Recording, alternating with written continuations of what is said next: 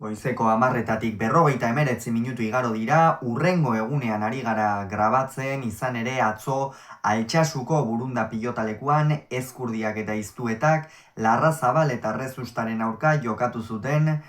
Masters CaixaBank nagusiko Ligaxkako hirugarren jardunaldiko lehen norgehiagoka Ezkurdia eta Iztueta ziren favorito eta ez zuten hutsik egin 22-9 irabazi ostean gogoratuko dugu. Ezkurdiak eta Iztueta jipoi handi xamarra jaso zutela joan den asteartean,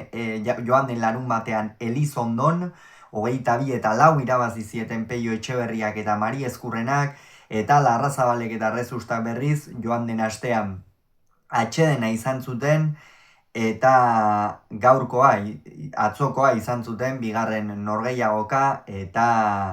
aurrekoan ere galdu egin zuten 22-18. Beno, partida hasiera berdindua izan zen, Joseba Ezkurdia oso ongi ikusi genuen, Beñat Rezustari sakea ongi nahasten, badakigu Rezustari nahasi egin behar zaiola, bestela atzelari oso egonkorra da, sendoa, eta pilota aurrean hartzen duenean gainera, jotzailea horregatik Joseba Ezkurdiak oso argi izan zuen hasieratik sakea nola egin behar zuen, sakearen estrategia, eta bikain baliatu zuen hori. Larrazabal nahiko jokozkanpo ikusi genuen,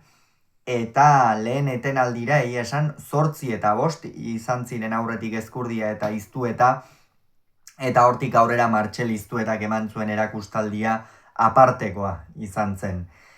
Ez du pilota asko arrotzen Martxelek, baina pilotarekin duen enkontrua ikeragarria da, nola topatzen den pilotarekin, ze nolako elegantziarekin joaten den aurrera, eta azken urte hauetan sekulako gorakada egin du, gorakada nabarmena, joan den urtean hasi zen lehen mailan jokatzen Masters CaixaBank txapelketa honetan hain zuzen ere, binakako txapelketa ikusgarria egin zuen Lasorekin batera, eta ikusten ari gara goi mailako atzelari batean aurrean gaudela, eta goi mailako atzelari bat jada badela. Eta atzoko erakustaldia horren adibide garbia izan zen. 12-5 iritsi ziren lehen etenaldira, jada esango nuke ordurako Larrazabal eta Rezusta erabat amore emanda zeudela. Larrazabalek tanto oso onak egin zituen, baina orokorrean Joseba Ezkurdia ongi dagoenean oso zaila da ari aurre egitea, eta Iker Larrazabalek atzo ezin izan zuen, naiz eta ez zuen partida kaskarra egin, eta gainera atzeko kuadroetan Iztueta jaun eta jabe izan zen, esan bezala 8-5 horretatik aurrera, gero 18-9 ipini ziren, hor une batean ematen zuen, ez, Larrazabalek pare bat tanto egin zituen, Rezustak ere pare bat pilota ongi astindu, baina Iztuetak